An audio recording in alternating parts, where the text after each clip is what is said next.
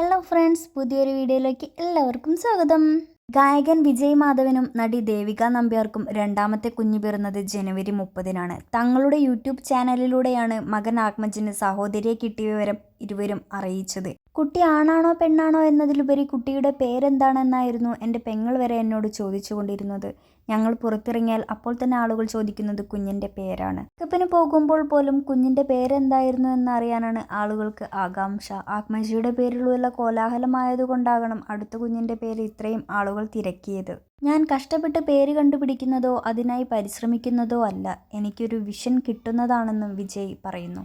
ഇതെല്ലാം ദൈവം തോന്നിപ്പിക്കുന്നതാണെന്ന് ഞാൻ പറയും. ദൈവത്തിൻ്റെ തീരുമാനമനുസരിച്ച് ഞാൻ പോകുന്നു. അതിലൂടെയാണ് ഞങ്ങളുടെ യാത്ര. കുഞ്ഞ് ആണാണോ പെണ്ണാണോ എന്ന് ഇപ്പോഴാണ് അറിയുന്നത്. അതുകൊണ്ട് തന്നെ എൻ്റെ മനസ്സിൽ വന്ന പേര് തന്നെയാണ് ഞാൻ പറയുന്നത്.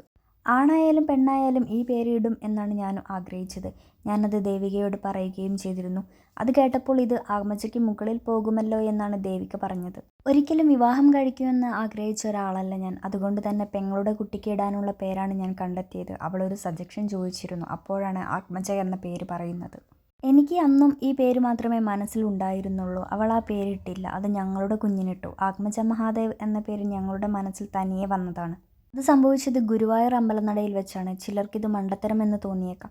രണ്ടാമത് കുഞ്ഞു വരുന്നതിന് മുമ്പേ തന്നെ ഈ പേര് ഞങ്ങൾ തീരുമാനിച്ചതാണ്. അത് ആത്മജയുടെ പേരിലെ വലിയ പ്രശ്നമായപ്പോഴും ഈ തീരുമാനം തന്നെയാണ് എടുത്തത്. ഓം പരമാത്മ എന്നാണ് കുഞ്ഞിൻ്റെ പേര് കൊടുത്തിരിക്കുന്നത്. ഇതെല്ലാവർക്കും ഇഷ്ടപ്പെടണമെന്ന് ഞാൻ ആഗ്രഹിക്കുന്നു. സ്പിരിച്വൽ പവറുകൾ ഉണ്ടെന്ന് വിശ്വസിക്കുന്ന ആളാണ് ഞാൻ. ഇത് വളരെ ഡിവൈനായ പേരാണ്. ഗർഭിണിയാണെന്ന് അറിഞ്ഞപ്പോൾ തന്നെ ഞാനിത് പറഞ്ഞിരുന്നു.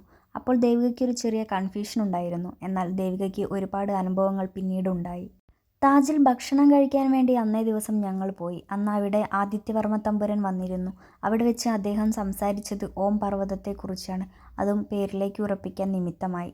വീഡിയോയ്ക്ക് താഴെ നിരവധി ആളുകളാണ് വിമർശനങ്ങൾ ഉന്നയിച്ചിരിക്കുന്നത്. വിചിത്രമായ ചിന്ത, ഭയങ്കരമായ പേരിടൽ, കുട്ടികൾ വലുതാകുമ്പോൾ പേര് സ്വയം മാറ്റിക്കൊള്ളും, ആണിനിടേണ്ട പേര് പെണ്ണിനും പെണ്ണിനിടേണ്ട പേര് ആണിനും, വല്ലാത്ത പേരിടൽ തന്നെ എന്നിങ്ങനെയാണ് കമൻറ്റുകൾ സോഷ്യൽ മീഡിയയിൽ വന്നുകൊണ്ടിരിക്കുന്നത്. പുതിയ വീഡിയോകൾക്ക് എല്ലാവരും ചാനൽ സബ്സ്ക്രൈബ് ചെയ്യുക.